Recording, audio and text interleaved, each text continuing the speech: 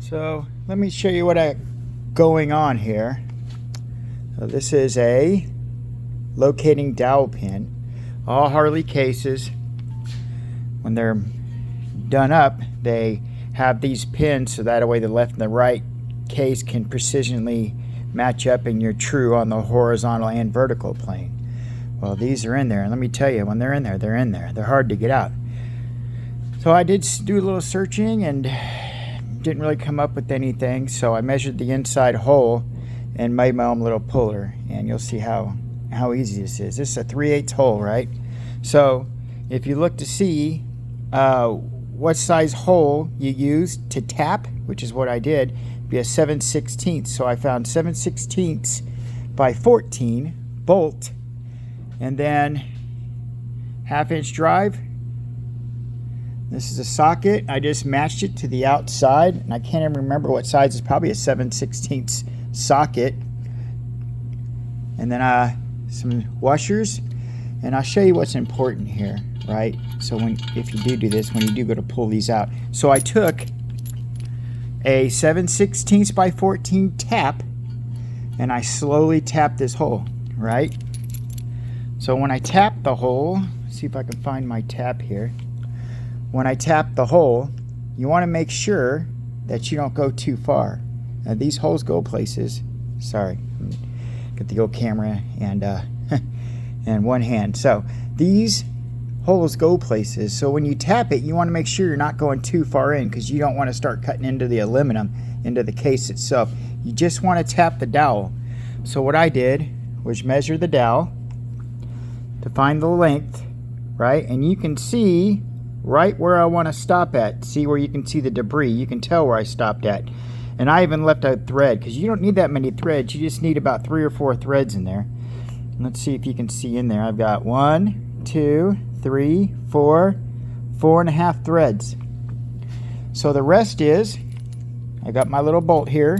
This is a 7/16 bolt by 14 through the socket, and then washers. Remember I said there's an important part? You don't want to damage this mating surface. So I take, you know, when they make these are made on a punch press. So it actually pushes these through a die, and you can see it'll have a rolled edge, right? You got the rolled edge, flat edge. You want to make sure you put your rolled edge facing the case, and then you can put your flat edge, right? And all I'm doing is I'm protecting this area, because we're going to be putting pressure, because we're literally pulling this out with the threads. And I just keep adding more washers. I started with 1 washer, 2 washers, and then I pulled a little bit. I add another washer, and now I'm on the 4th washer. I got a washer and a bolt here. See that? And I'm putting that on.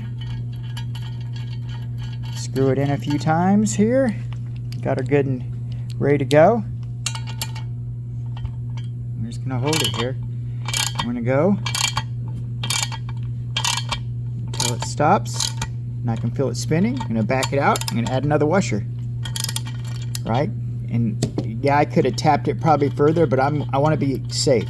And you'll see now it's holding that washer up. So now I'm going to add another washer.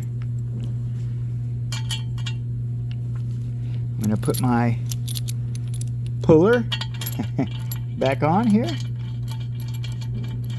and you want it to where that you want to make sure that the socket goes around that dowel, right? Because you want that dowel to effectively come into its housing there.